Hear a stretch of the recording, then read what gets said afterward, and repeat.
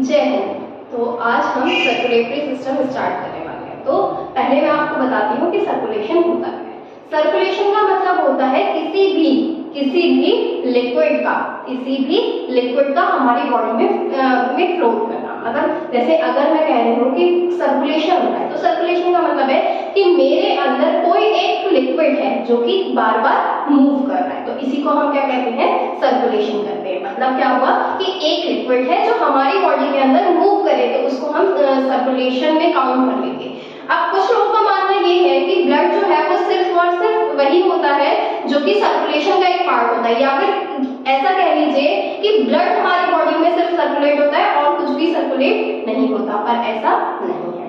हमारी बॉडी में और भी कई सारे लिक्विड होते हैं जो कि सर्कुलेट होते हैं। जैसे कि पहला तो आपका ब्लड ही हो गया, दूसरा आपका लिम्फ हो जाता है और तीसरा आपका टिश्यू फ्लूइड। ये 3 फ्लूइड होते हैं जो हमारी बॉडी में सर्कुलेट होते हैं। तो इन तीनों के ही बारे में मैं आपको थोड़ा थोड़ा समझाऊंगी, लेकिन मेनली हमारा चैप्टर जो है वो सर्कुलेटरी सिस्टम पे है। तो यहाँ पे मैं आपको ब्लड और लिम्फ के बारे में बताऊंगी, टिश्यू फ्लूइड के बारे में ज्यादा नहीं बताऊंगी। तो सबसे पहले मैं आपको टिश्यू फ्लूइड बता देती हूँ ताकि आपको इस वर्ड का मीनिंग पता चल जाए। तो एक टिश्यू और दूसरी टिश्यू। टिश्यूज क्या होते हैं, पहले तो मैं आपको ये बताती हूँ कि टिश्यू क्या होते हैं। Tissue are the group of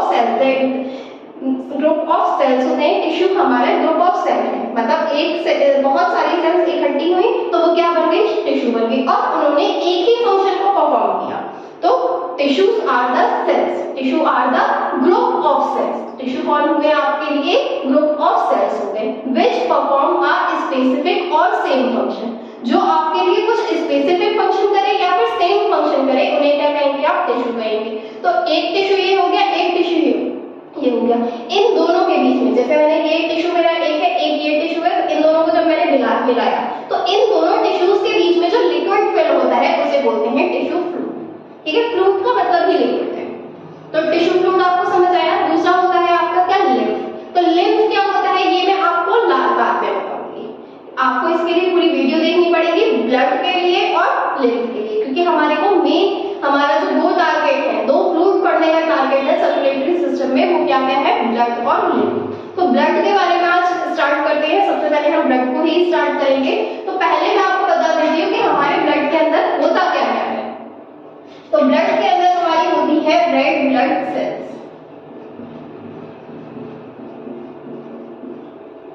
red blood cells को हम शॉर्ट में लिखते हैं RBC। अब RBC के आगे हम स्मॉल s लगा देते हैं, इसका मतलब होता है सेल्स।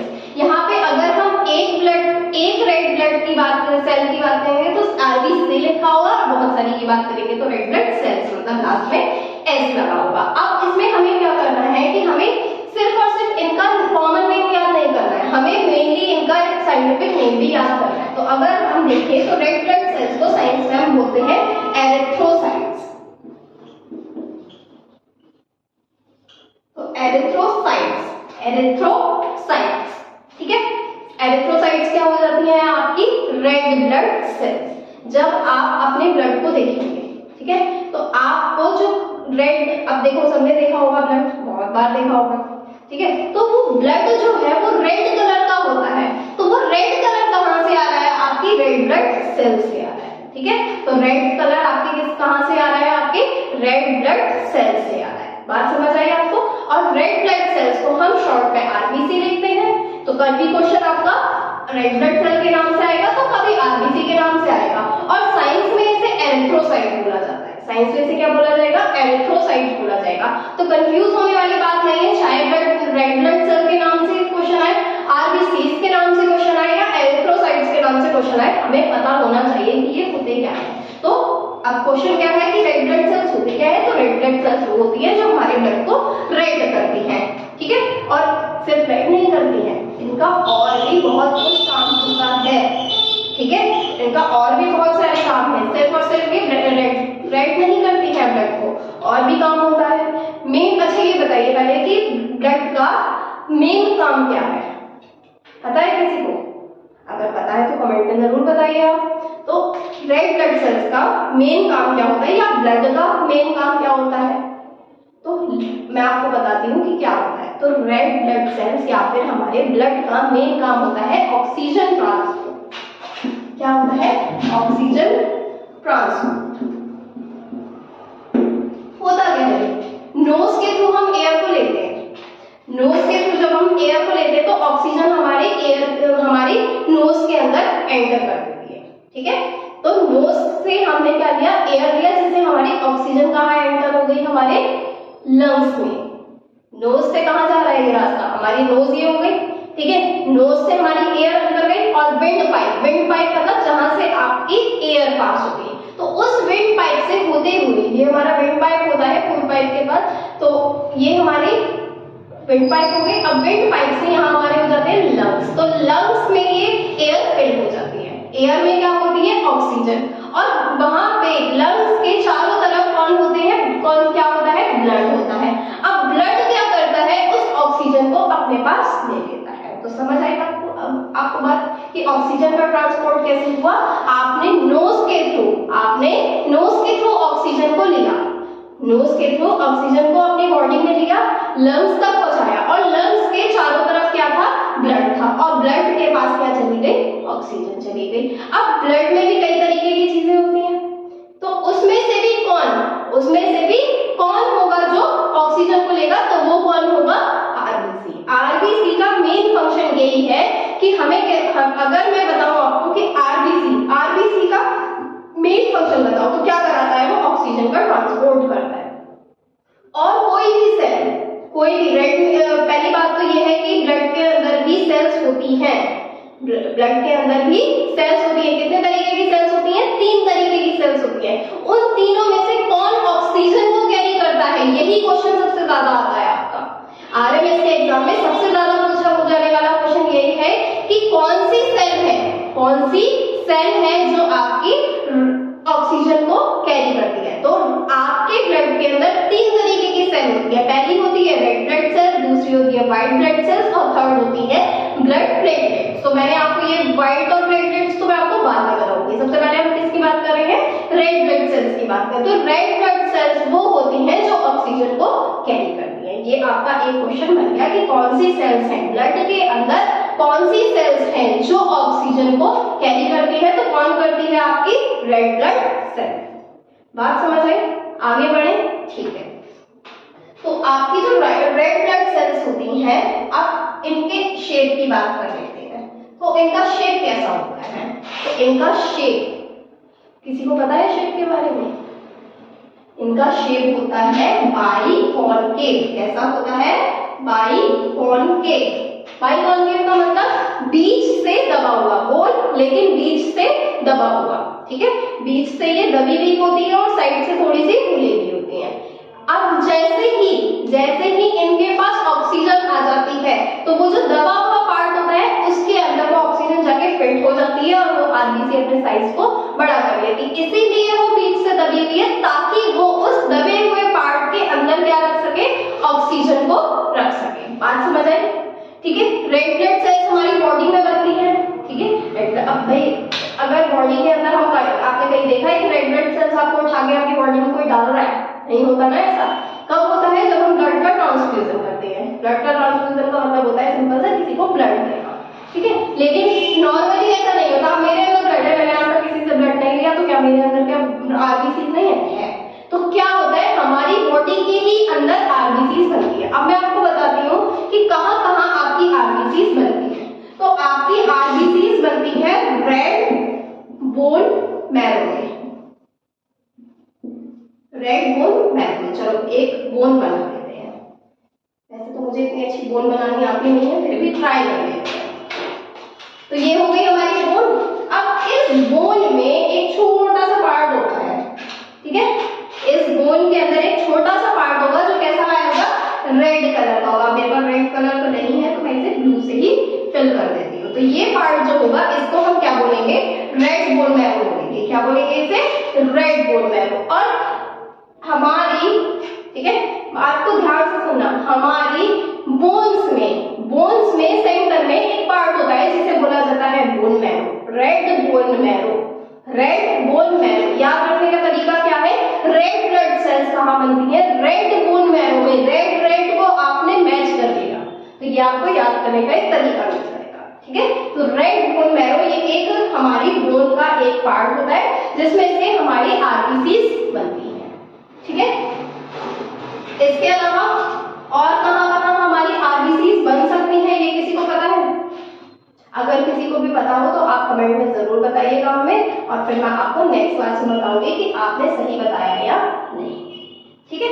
अब मैं आपके बात करते हैं इसका लाइफ स्पैन। लाइफ स्पैन का मतलब क्या होता है? लाइफ स्पैन का मतलब होता है कि कितने दिन तक वो जिंदा रहते हैं। अब जैसे मेरा लाइफ स्पैन क्या है, अभी मैं जब मैं पैदा हुई थी तब और अब तक जी रही हूँ, जब मैं मर जाऊंगी तो वो जब मैं पैदा हुई तब से लेकर मरने तक का जो टाइम था उस टाइम को मैं क्या कहूंगी? लाइफ स्पैन कहूंगी। तो आरबीसी का भी एक लाइफ स्पैन है। हर एक लिविंग थिंग का, पहली बात तो सेल है, तो सेल क्या होती है हमें पता ही है कि सेल हमारी लिविंग थिंग होती है। तो जितनी भी लिविंग थिंग होती है वो सब कैसी होती हैं? आपकी सारी ही लिविंग थिंग्स का कोई ना कोई लाइफ स्पैन होता है। हर लिविंग थिंग का कोई ना कोई लाइफ स्पैन है, कभी बनेगी तो कभी खत्म होगी। कोई भी इमॉर्टल नहीं है, मतलब कोई भी आपकी अमर चीज नहीं है। जो भी चीजें हैं एक दिन बनेगी और एक दिन खत्म हो जाएंगी। जिस दिन बनेगी उस दिन से खत्म होने तक का जो पीरियड होगा उसको हम क्या कहेंगे? लाइफ स्पैन कहेंगे। तो हम इसका लाइफ स्पैन होता है 120 डेज। तो रेड ब्लड सेल्स का, आपकी रेड ब्लड सेल्स का लाइफ स्पैन कितना होता है? आपकी रेड ब्लड सेल्स का लाइफ स्पैन होता है 120 डेज, ठीक है। इतनी बात तो आपको समझ आ गई होगी। इसके बाद फिर मैं आपको बताती हूँ कि हमारी जो अभी मैंने आपको बताया कि बोन मैरो वाला पार्ट, कि हमारी आरबीसीज बोन मैरो में बनती है, लेकिन बोन्स तो पूरी बॉडी में है ना। बोन्स कहाँ है? हमारी पूरी बॉडी में है। तो क्या हमारी पूरी ही बॉडी की बोन्स में बनती है? नहीं, ऐसा नहीं होता। कहाँ बनती है? हमारी रिब्स में। रिब्स कहाँ होती है? हमारी पसलियां, हमारे साइड से ये जो पूरा स्केलेटन का ये इधर से पूरा रिब वाला रिब केज होता है, इस रिब की बोन्स के अंदर हमारी बोन मैरो में बनती है, ठीक है। लेकिन क्या है? एक फैक्ट है। फैक्ट क्या है? कि 5 इयर्स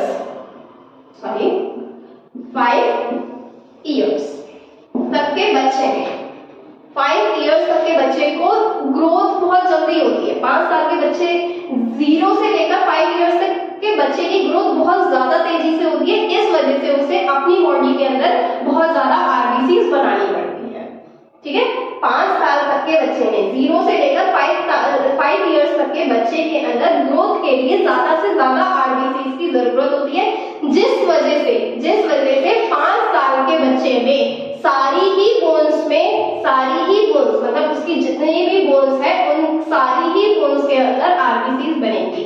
लेकिन वहीं वो बच्चा जब 5 साल से ऊपर का हो जाएगा तो उसकी रिब्स की बोन में बनेगी। बात समझ आई? क्या बताया मैंने कि 5 साल का बच्चा है, 5 साल का या 5 साल तक का 0 से लेकर 5 इयर्स तक का बच्चा होगा तो उसकी जितनी भी बोन है बॉडी में, सारी ही बोन्स में आरबीसीज बनेगी। लेकिन वही बच्चा जब 5 साल से ऊपर का हो जाएगा या एडल्ट हो जाएगा तो उसकी सारी बोन्स में आरबीसीज नहीं बनती है, उसकी सिर्फ और सिर्फ नहीं, काफी सारी और भी जगह होती है जिसमें आरबीसीज बनती है। तो उनमें से एक है आपकी क्या? रेड बोन मैरो, जो कि कहाँ पे होगी आपकी? कौन सी रेड बोन मैरो? वैसे तो हमारी सारी बोन्स के पास रेड बोन मैरो है, लेकिन रिब्स की बोन मैरो में एक एडल्ट में आरबीसीज बनती है, ठीक है। इतनी बात आपको समझ आ गई होगी। अब हम बात करते हैं कि एक एडल्ट मेल में कितनी आरबीसीज होती हैं? तो 5 मिलियन। कितनी होती है? 5 मिलियन। वही फीमेल में थोड़ी सी कम हो जाती है पर बहुत कम नहीं होती, 4.5 मिलियन, ठीक है। तो 4.5 मिलियन आरबीसी आपकी होती है एक फीमेल में, और मेल में कितनी होती है आपकी? 5 मिलियन, ठीक है। इतनी बात आपको समझ में आ गई होगी। अब मैं आपको आरबीसीज के बारे में और कुछ बताती हूँ, इससे पहले हम इसे रफ कर लेते हैं।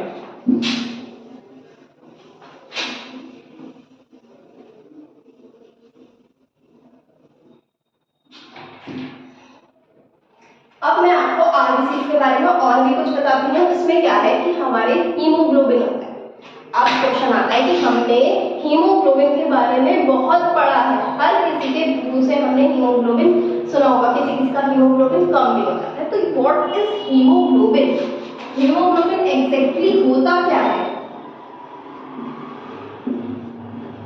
तो आपको मैं बताती हूँ।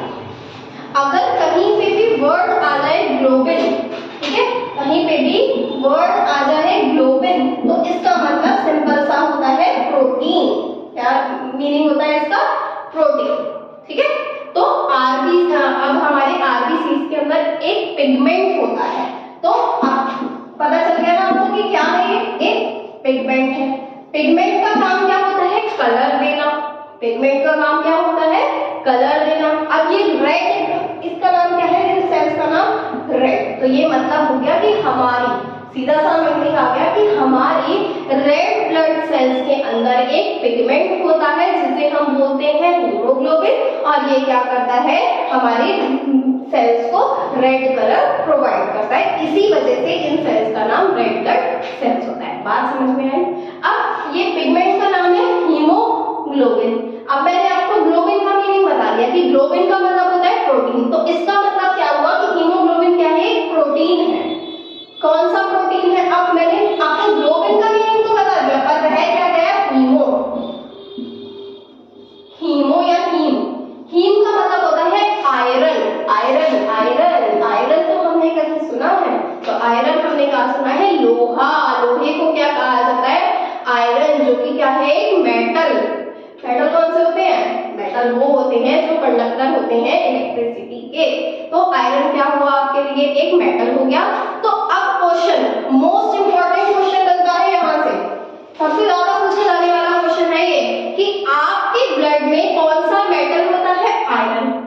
कौन सा मेटल है आपके ब्लड में, तो आयरन। आयरन क्या है, मेटल। अब ये आयरन, फिर दूसरा क्वेश्चन आता है कि हीमोग्लोबिन में कौन सी दो चीजों से मिलकर बना है, तो हीमोग्लोबिन दो चीजों से मिलकर बना है। फर्स्ट हीम, हीम का मतलब होता है आयरन, और ग्लोबिन, ग्लोबिन का मतलब होता है प्रोटीन। तो इन दोनों चीजों से मिलकर हमारा हीमोग्लोबिन बन गया। हीमोग्लोबिन क्या है, हमारा एक पिगमेंट है। पिगमेंट क्या होता है, जो हमें रेड कलर प्रोवाइड कराए। कौन सा कलर प्रोवाइड करा रहा है, रेड कलर प्रोवाइड करा है, जिस वजह से इस सेल का कलर कैसा हो गया, रेड कलर हो गया। कहानी हो गई सॉल्व। ठीक है, इतनी बात आपको आई होप समझ में आ गई होगी। आगे बताते हैं कुछ। अब आयरन के बारे में बात करते हैं। आयरन, आयरन आपका क्या है, मेटल। आयरन आपका क्या है, मेटल, ठीक है। और ये मैंने आपको बता दिया कि ये क्या हो गया आपका मोस्ट इंपॉर्टेंट क्वेश्चन। इसको आप याद किस तरीके से करेंगे कि iron, iron which present in blood, तो आयरन, सॉरी आयरन नहीं, metal, sorry, metal present in blood. कौन सा मेटल आपके ब्लड में प्रेजेंट होता है, तो आप क्या लिख कर आएंगे वहां पर, या आपके पास तो ऑप्शन आएंगे, हमारे पास लिखने के लिए थोड़ी होता है, हमारे पास तो ऑप्शन होते हैं। तो उन 4 ऑप्शंस में से आप आयरन को टिक करेंगे कि हाँ कौन सा मेटल है जो हमारे ब्लड में होगा, तो आयरन नाम का मेटल होता है जो हमारे ब्लड में होता है। ठीक है, इसके बाद फिर अब मैं आपको बताती हूँ कि आगे हम इस वीडियो में इतना ही रखते हैं, क्योंकि बहुत ज्यादा मैं आपको बताऊंगी तो आप कंफ्यूज हो जाएंगे। तो इस वीडियो में आप इतना ही रखते हैं। आगे की वीडियो में हम काफी चीजों को कंटिन्यू करेंगे, जैसे कि ऑक्सीजन ट्रांसपोर्ट कैसे होता है। ठीक है, ठीक, ऑक्सीजन का ट्रांसपोर्ट किस तरीके से होता है, क्या प्रोसेस होता है, कैसे हमारी आरबीसी ऑक्सीजन का ट्रांसपोर्ट करती है, हीमोग्लोबिन का क्या रोल होता है। इसके अलावा मैं आपको एक चीज बताती हूँ कि कुछ हमारे ऑर्गेनल्स होते हैं, ठीक है, कुछ ऑर्गेनल्स होते हैं। ऑर्गेनल्स क्या होते हैं, सेल के अंदर के जो ऑर्गन है उनको ऑर्गेनल बोला जाता है। ठीक है, तो हर सेल के अंदर अलग अलग तरीके का ऑर्गन है, जैसे माइटोकॉन्ड्रिया, एंडोप्लाज्मिक रेटिकुलम, न्यूक्लियस है, और भी बहुत तरीके के, लाइसोसोम है, राइबोसोम है, ये सारे क्या होते हैं, ऑर्गेनल्स होते हैं। हर सेल के पास अपने अपने ऑर्गेनल है, लेकिन आरबीसी एक ऐसा ऑर्गन है, एक ऐसी सेल है जिसके अंदर कुछ ऑर्गेनल मिसिंग होते हैं। और ये आपका बहुत इंपॉर्टेंट क्वेश्चन है, बहुत ज्यादा पूछा जाता है कि कौन से ऑर्गन है, कौन से ऑर्गेनल हैं जो कि आपकी रेड ब्लड सेल्स में मिस होते हैं। तो उनके बारे में भी मैं बताऊंगी आपको नेक्स्ट क्लास में। ठीक है, और भी कई सारी, जैसे कि डिस्ट्रॉय कहाँ होती है, अभी अभी ये आपकी आरबीसी कंप्लीट नहीं हुई है। इस आरबीसी से बहुत सारे क्वेश्चंस बनते हैं, इस वजह से ये वीडियो आपकी थोड़ी सी लेंथी हो रही है। तो इसको मैंने ज्यादा लेंथी ना करने के लिए, आप ज्यादा बोर ना हो, इसलिए मैं इसको 2 पार्ट्स में डिवाइड करूंगी। तो ये आपका फर्स्ट पार्ट हो गया। सेकेंड पार्ट के लिए आप थोड़ा टाइम वेट करिए या फिर कल आपको मिल जाएंगे, ठीक है। तो अभी के लिए बाय बाय। बाकी आप इसको वीडियो को देखिए, बार बार देखिए। अगर कोई चीज नहीं समझ आ रही है तो आप कमेंट करिए। अगर आपको सब कुछ समझ आया है और वीडियो बहुत अच्छी लगी हो तो फिर आप इसको अपने दोस्तों को भी शेयर करिए। Thank you so much.